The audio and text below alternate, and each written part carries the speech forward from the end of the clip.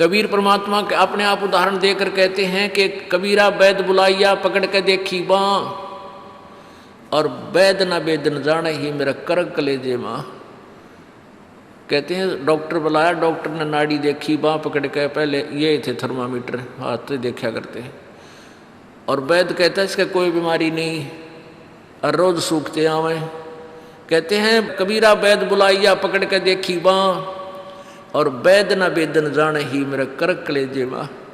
उस परमात्मा की और यहाँ के दुखों का जो दुख है, यहाँ के दुखों को देख देख कर कुत्ते ने देखे खाज किधर कीड़े पड़ रहे उसके हैं, किसी खाज लग रही है। ये भी पहले आप जैसे अड़े चौड़े हो कांडे थे और बढ़िया बढ़िया सूट गाड़ के चल रहे थे, भक्ति करी को नाच बिरान माटी करवा ली।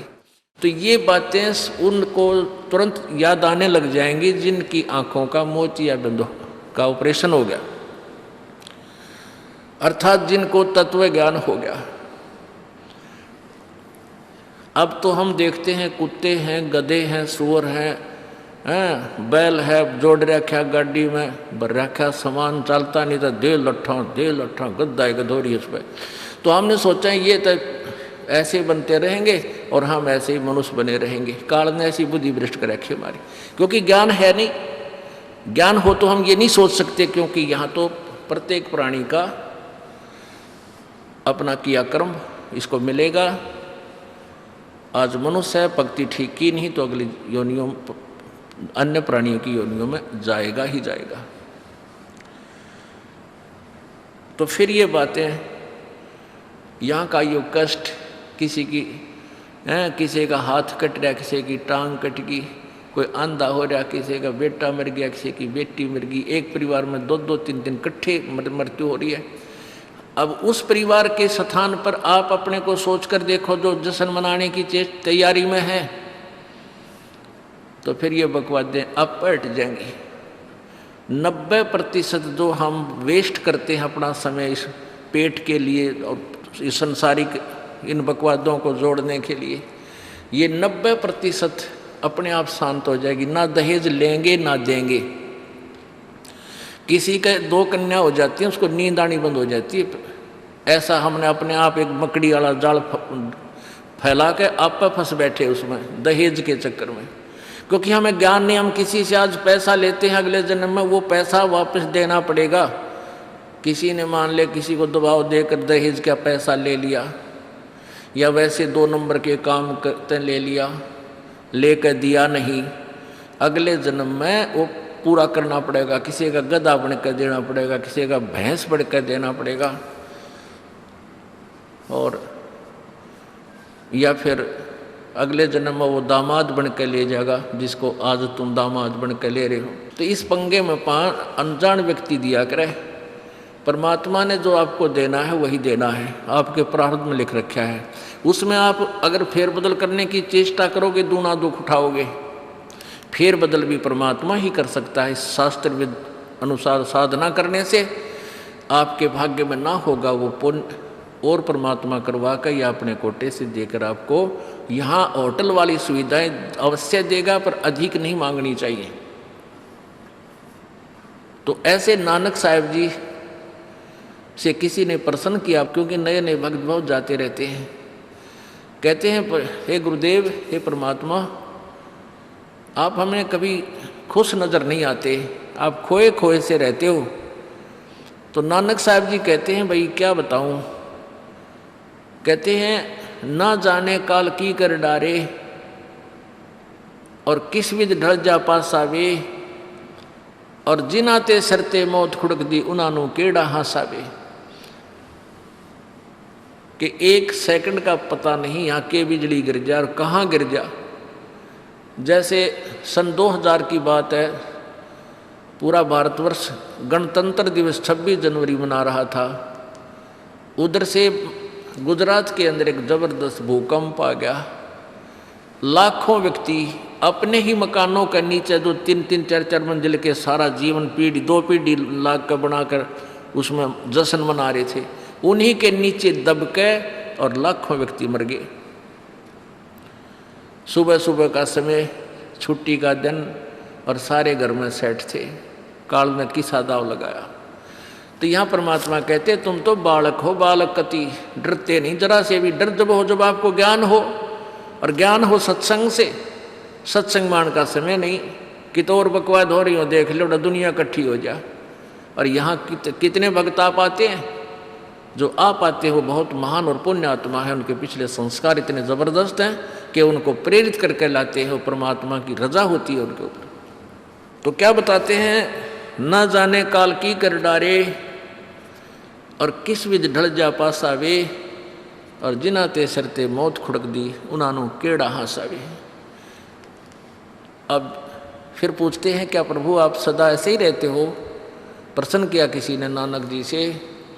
नानक साहब ने कहा कि भाई मुझे भी खुशी होती है, लेकिन वो खुशी हम ऐसे प्रकट नहीं करते जैसे अनजान लोग करते हैं, नाचे कूदो या हा हा हा दांदरे काटे। नहीं, अंदर ही होता रहता हमारे जो कुछ होता है।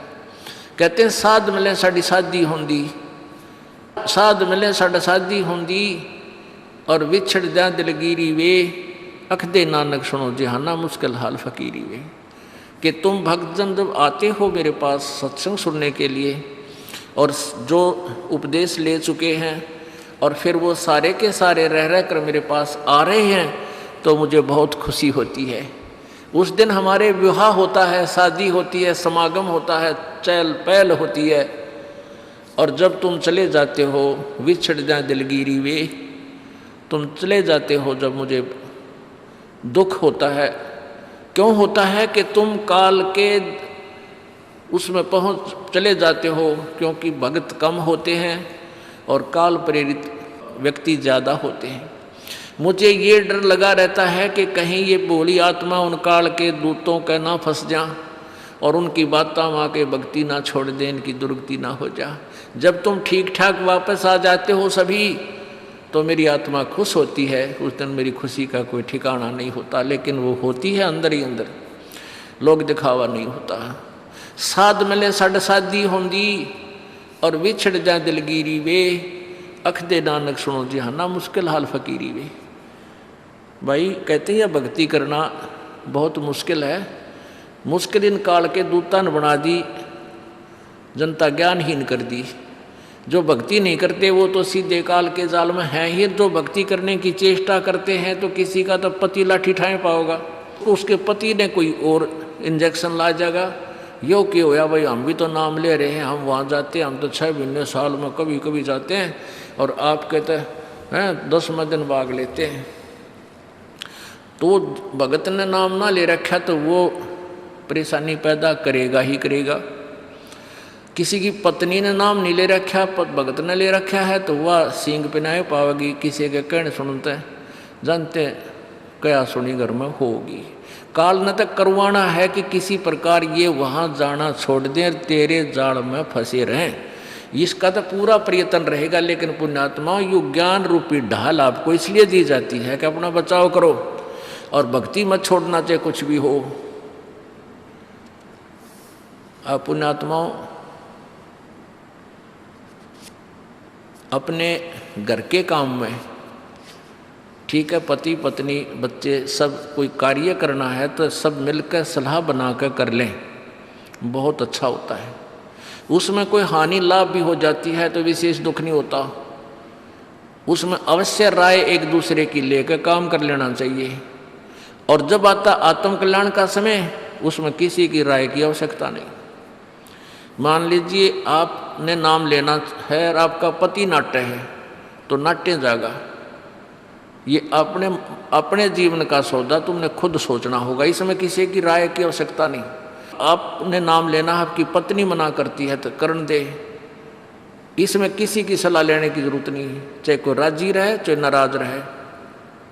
यदि मीराबाई उस समय ये सोचती कि तेरी माँ क्या कहेगी, तेरे पिता क्या कहेगा, ये समाज क्या कहेगा, तो मंदिरों में जाती है। क्योंकि उस समय ठाकुर समाज अपनी बहन बेटियों को घर से नहीं निकलने देते थे, पर्दों में रखते थे। लेकिन मीराबाई बालक नहीं रही थी, समझदार थी वह। उसको पता था कि आज तो मैं लोक लाज कर मैं आकर भक्ति नहीं करूँगी और फिर कुतिया बनकर बाजार में आंडूंगी, कोई मेरी इज्जत का रक्षक नहीं मिलेगा। तो ये ज्ञान से ही ऐसी दृढ़ता आती है। संघर्ष किया और सफल हुई, क्योंकि मालिक के नाम पर जो संघर्ष करते हैं सच्चे दिल से हृदय से, उनकी परमात्मा मदद किया करता है। ये पिछले इतिहास देख लो।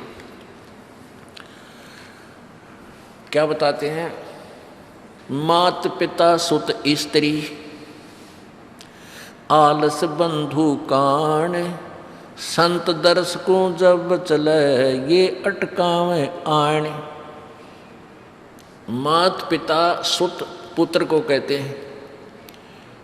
स्त्री, जैसे कोई बालक हैं 15, 16, 10 वर्ष के, वो माता पिता के अधीन होते हैं। और बच्चे का समझ में आ गई और माता पिता मना करते हैं तो उनके अधीन है वो।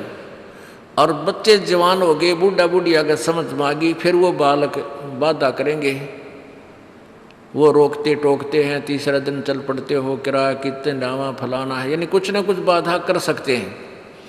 किसी का पति बाधा कर सकता है, किसी की पत्नी बाधा कर सकती है। जब भक्ति की तरफ अग्रसर होता है या सत्संग में आने की तैयारी करता है। या फिर आलस बंधु कान, आलस माने आप ढीले गोडे छोड़ दे, फिर देखांगे इबका नहीं जाता, सर्दी घनी है, गर्मी घनी है। और या बंधु कान, लोक लाज, इनके कारण ये है भक्ति में बाधक। अब क्या बताते हैं परमात्मा? मात पिता सुत स्त्री आलस बंधु कान, संत दर्श को जब चले ये अटकावे आण।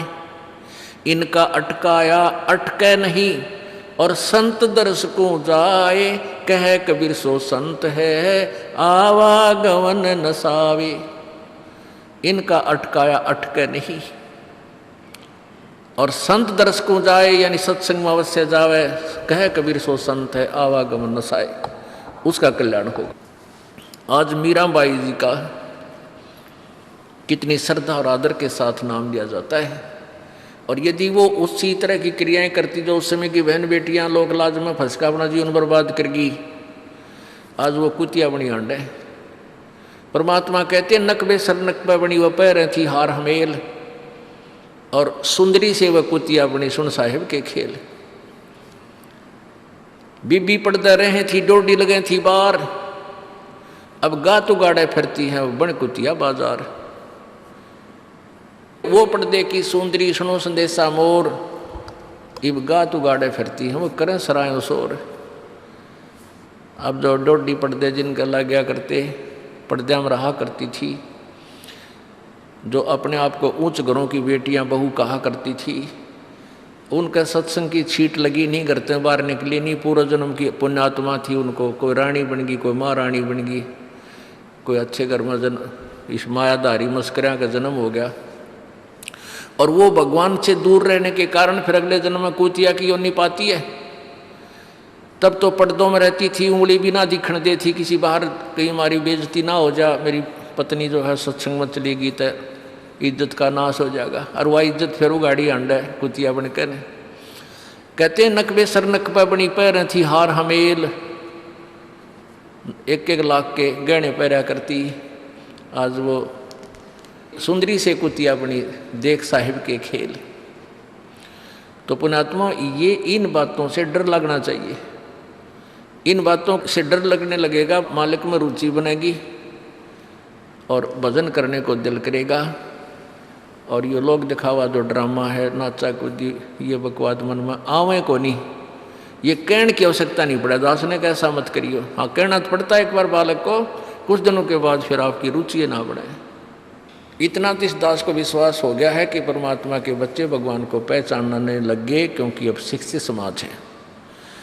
आपको नाम दिया जाता है, नाम देने से पहले सब नियमों से परिचित कराया जाता है। और हमने ये पुस्तक बनाई है भक्ति सौदागर को संदेश, इसके प्रथम अध्याय में ही हमने नियमों का पूरा विस्तार से विवरण दिया है कि कोई भी पुण्यात्मा इस आश्रम की तरफ आएगा तो पहले तैयार होकर आवे। पहले क्या होता था कि भक्तजन समझाते थे नाम ले लो तुम्हारा कल्याण हो जाएगा, बड़े सुख होते हैं, यहाँ आ जाते थे उपदेश लेने। और यहाँ आकर के हम फिर उनको लिस्ट दिखाते थे, ये नियम निभाने हैं, तो भाग जाते थे कि नहीं हमारा भी ये नियम नहीं नंबर। क्योंकि वो उल्टे रंग में रंगे हुए वो सारे। तो अब उनको पहले ये लिख कर दे दिया कि तुम तैयार होकर आ जाना, तुम्हारा मन मानने तो आना, क्योंकि कल्याण होगा इस मर्यादा में रहने से। तो अब ये दास देख रहा है कि अब कितना डर लगता है बहन बेटी भाइयों को, बच्चों को। अब वो कहीं, क्योंकि समाज हमारा जो है सारा का सारा समाज काल प्रेरित है, उन्हीं क्रियाओं को कर रहा है जो ना करने वाली होती हैं। और हमारा भक्त एक घर में एक व्यक्ति ने नाम ले लिया और 5-6 व्यक्ति वो सारे शास्त्र विरुद्ध साधक हैं, तो उनके साथ संघर्ष बनता है बेचारे का जा करके। फिर भी वो इतना दृढ़ है, डरता है, आकर पूछता है जी मेरे पे ऐसी गलती होगी, मेरा नाम तो खंड नहीं हो गया, आगे से नहीं करूँगा। तो कहने का भाव ये है कि पहचानने लग गए तुम परमात्मा को और संघर्ष करना सीख गए, आप सफल होगे, देख लेना एक दिन। ये नाखून पालिश लगाते हैं, ओठों पर इसी बूंदी शक्ल बना लेते हैं, लाल वो लगा कर लिपस्टिक, इतना बेहुदी शक्ल बन जाती है। कहते हैं अब ऐसी मर्यादा बन गई, बहन बेटियां कहते कि हम ऑफिस में जाते हैं तो ये लिपस्टिक वगैरह नहीं लगाते, नेल पेंट नहीं लगाते, तो क्या कहते हैं उस दूसरे कि तुम्हारे घर में कोई मर गया क्या? अरे थारा गजब भैया, ये बकवाद करने तो सारे जी जाओगे तुम, अकल खत्म होगी। यानी एक मर्यादा बन गई, जो ऐसे उल्टे काम ना करे उसने हे समझन लागे। निरंजन धन तेरा दरबार जहाँ तनिक नहीं न्याय विचार, सारे उल्टे काम में राजी रहे। लेकिन हमारी बेटियां अब संघर्ष करती हैं कि हाँ उनको ज्ञान हो गया, वो तो बालक हैं, कुछ भी कह सकती हैं। तो अब हम सबको बताते हैं ये ऐसा नहीं करना, क्योंकि पहले हमारा ज्ञान गाँव में ज़्यादा चला था। इस दास ने गाँव में जाकर प्रचार किया, तो वहाँ तो ये था को ना लिपस्टिक का फंड था, ना कोई नाखून पालिश लाया करती, मेहंदी मुंदी ला लेती, त्योहार हो वो भी मना कर दिया हमने, समझा दिया कि इसका कोई फ़ायदा नहीं है, अपना भक्ति करो। तो वो तो सब एक साधारण सी बात ही छोड़ छाड़ दी। अब शहरों में फैल गया परमात्मा का जो ज्ञान है। अब शहरों से जो बेटियां आती हैं वो सारे तो नाखुना निशी बुरे हाल तो सनाए पाओगी। और इधर बिहार में तो और बेगन हो रहा कति बुढ़ी बालक सारे लाल ये नाखुना न कति न कुसूती तरह पेंट करके लाओगे, इन्हों चमकान दे। अब इनको समझाना पड़ता है कि ये नहीं करोगे तो मान जाते हैं कि नहीं आगे नहीं करेंगे हम, क्योंकि इनकी आवश्यकता भी क्या है। भगवान ने जो कितने सुंदर नाखून पहले बना के दे रखे, इन पर क्या फायदा और बकवाद करने की। तो मालिक ने जो अंग दे रखे हैं वो बहुत अच्छे बना के दे रखे हैं, इसमें हमको फेरबदल करें, ये हमारी वो लोग दिखावा मेकअप है, इसकी हमें आवश्यकता नहीं। अब तो हम आपको बता रहे हैं, समझा रहे हैं पहली बार, फिर आप पे सियाने हो जाओगे, आपकी अब पर रुचि ना करे। जैसे नानक साहब कहते हैं, ना जाने काल की कर डारे किस विध डल जा पासा वे, जिना के सरते मौत खड़क दी उनानों के डांसा वे। अब प्रसंग था कि साध मिले साड़ी शादी होंगी और भी छड़ जा दिलगिरी वे, अख दे नानक सुनो जहाना ये मुश्किल हाल फकीरी वे। तो नानक साहब क्या बताते थे कि तुम जाते हो यहाँ से सत्संग सुनकर और वहाँ आप ऐसे समाज में जाते हो जो सब काल प्रेरित होकर के वो साधनाएं, वो क्रियाएं, वो ड्रामाबाजी करता है, जिससे मुझे डर लगा रहता है कि कहीं आपकी क्रियाएं भंग ना हो जाएं और आप काल के मुंह में चले जाओ। जब तुम वापस आ जाते हो तो मुझे बहुत खुशी होती है कि परमात्मा के बच्चे काल के जाल से बचे हुए, तो उस दिन खुश होता हूँ मैं। और तुम चले जाते हो तो मेरी एक तो वो ज्ञान कि यहाँ काल का लोक है, ना जाने कब जाना पड़ जावे, इस कारण से डर से अपनी भक्ति करता रहता हूँ। और एक तुम्हारी भी चिंता खाती रहती है कि कहीं काल के जाल में ये बालक फिर ना फंस जाए। तुम वापस आ जाते हो एज इट इज़, तो फिर मेरी खुशी का ठिकाना नहीं रहता। साध मिले साड़ी शादी होंगी, साध यानी साधु संत, ये भक्त आप साध हो, साधु माने जो साधना कर रहा है, और साधु सोए जो सीधा चाल है, यानी जो और लोग दिखावा बकवाद नहीं करता, शराब मांस तम्बाकू नहीं पीता और मेकअप वगैरह शरीर के वापस जरूरत नहीं। कहते पति भरता भावानी चोम चटक श्रृंगार, जो पति भरता यानी जिसने केवल अपने पति से ही लगा हुआ है, फिर उसने बकवाद करने की क्या आवश्यकता है। तो कहने का भाव यह है कि हम सच्चे ढंग से जब लगेंगे फिर हमने अब तो इच्छा ना हो किसी वस्तु की। परमात्मा कहते हैं इस काया का गर्व ना करियो के काला के गोरा रे, और बिना भजन इसका कुछ काम ना आवे, चाहे एतर छड़को चारों ओर रे। ये शरीर क्या है, ये गोरा दिखा है चाहे काला किसी का, इसने थोड़ा सा छोल के देख लो, एक जैसा कोबाड़ सब में भरा पड़ा है। ये ऊपर पालिश का फर्क रखे, और इससे नाम अच्छा बूंदा मान लेते हैं। नहीं, ये चाहे काला है चाहे टेढ़ा बेढ़ा है, चाहे किसा बूंदा काना लंगड़ा है, इसमें जब भक्ति कर गया वो सफल है, और इस मेकअप में लग गया रहा वो असफल है, चाहे वो कितना सुंदर दिखता हो। तो पुण्यात्मा परमात्मा कहते ये मिट्टी है, इस मिट्टी से हमने लाभ उठाना है, इसे सोना बनाना है, भक्ति रूपी धन कमाना है, तो इसी से कमाया जाएगा। अब प्रसंग है कि झूठे सुख को सुख कहे, ये मान रहा मन मोद, ये सकल चबीना काल का, कुछ मुख में कुछ गोदी। अब परमात्मा आप बताओ, मैं आकर के बोली आत्माओं हमें जगा रही है, हमने काल के कुएं की भांग पी रखी है, यहाँ की मान बढ़ाई और इस माया की।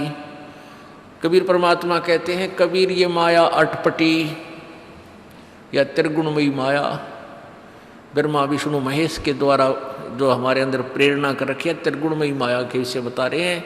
कबीर ये माया अटपटी सब घट आण अड़ी, किस किस को समझाऊं ये तो कुएं भांग पड़ी। अब किस किस ने समझावा, सब एक तरह की भांग पी के एक जैसे विचार, एक जैसे बोल, एक जैसा ज्ञान इन्होंने ग्रहण किया हुआ है, और ये दास सच्चा ज्ञान सुनाता है इसका विरोध करते हैं, इसको जल्दी समझ नहीं पाते, क्योंकि इनको इस माया रूपी और अज्ञान रूपी भांग का नशा हो रहा है। तो परमात्मा कहते हैं कबीर ये माया अटपटी सब घट आण अड़ी, और किस किस न समझाऊं या तो कुएं भांग पड़ी, यानी सब ने एक जैसा ही ज्ञान ग्रहण कर रखा है, सबके एक जैसे विचार हैं। अब झूठा सुख कौन सा है, इन कार कोठियों को हम अपना मानते हैं, संतान संपत्ति को अपना मानते हैं। इसका उदाहरण आपको दे दिया। परमात्मा कहते हैं राम नाम कड़ुआ लगे और मीठे लागे दाम, दुविधा में दोनों गए भाई, माया मिली ना राम। माया तो मिले को नहीं, यानी मान लीजिए आपके पास अरबों संपत्ति अरबों हो भी गई तो वह तेरी नहीं, आपको 2-4 रोटी सुबह 4 रोटी शाम है, और एक वर्ष में गणे 4 कपड़े कुर्ते पजामे बहुत,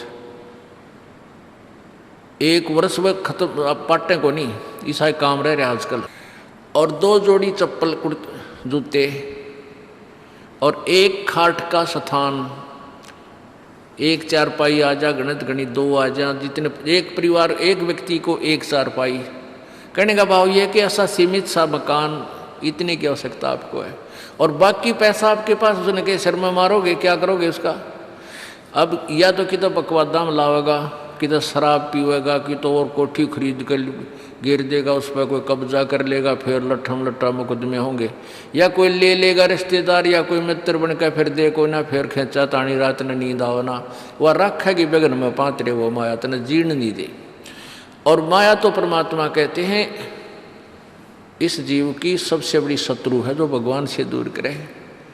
अभी झूठे सुख को सुख मान लिया, कार कोठी होगी, बढ़िया व्यापार बिजनेस या कोई नौकरी होगी, तो भगवान से 100 कोस दूर है वो प्राणी। कोई एक आध पुण्यात्मा ऐसे प्रेरणा होकर आ जाता, वो तो फॉर एग्जाम्पल होते हैं। तो परमात्मा कहते हैं इसे सुख का आग लगे जो भगवान से दूर करे। परमात्मा कहते हैं वो दुख अच्छा हमारे लिए जो परमात्मा के चरणों में हमें लगाए रखे। कबीर साहब कहते हैं सुख के माथे पत्थर पड़ो जिससे नाम रट देते जावे, और बलिहारी वो दुख जो पल पल नाम रटावे। कि हे परमात्मा इसे सुख की हमने जरूरत नहीं, जो भगवान से दूर करे।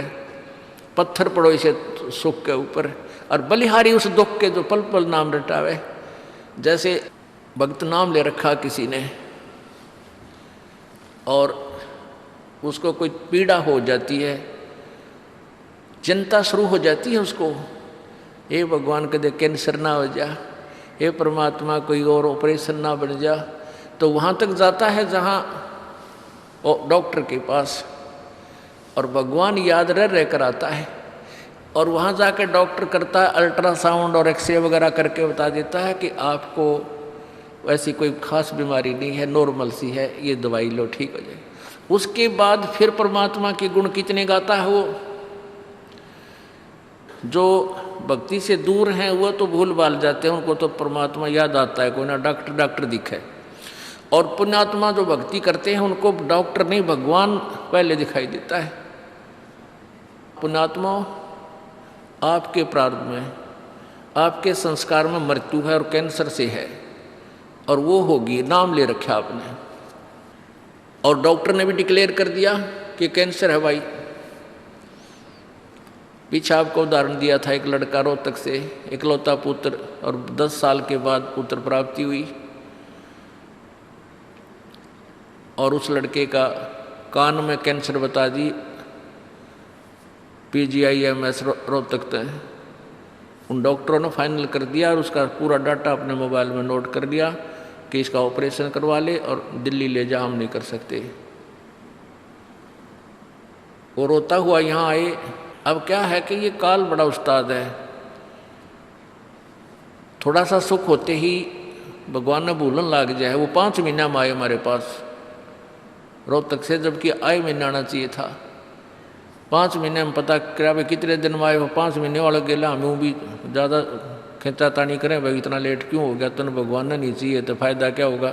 ये कुदरती है, जब इस महीने 2 महीने में आपका प्रेरणा नहीं उठी, लोर नहीं उठी आने की, तो फिर भक्ति कहाँ चल रही है आपकी।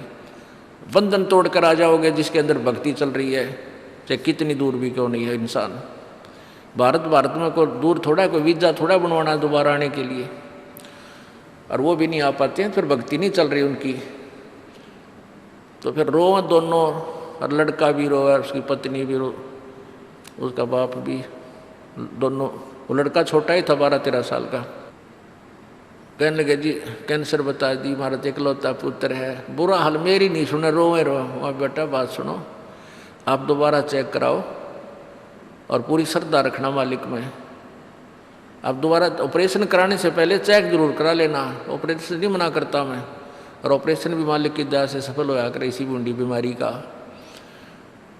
तो उनके यह बात जच गई, जानते डॉक्टर से कहा जी इसको ऐसे, वो रिपोर्ट दिखाई, और फिर कहा जी, वो डॉक्टर ने कहा अभी मैं दोबारा चेक कर लूँगा। मालिक प्रेरणा करता है कि एक बार चेक करना पड़ेगा, मैं ऑपरेशन करने से पहले चेकिंग फिर करूँगा। दोबारा चेक किया, उसने बताया इसके कोई कैंसर नहीं है, और कान की हड्डी बढ़ा है, और 6 महीना में एक बार दिखा जाइए, आप पर ठीक हो जाइए।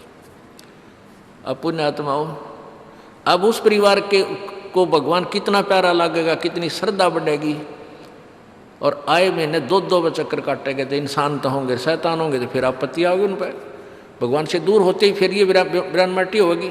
तो कहने का भाव ये है कि सुख के माथे पत्थर पड़ो जो नाम हृदय ते जा, और बलिहारी उस दुख के जो पल पल नाम रटावे।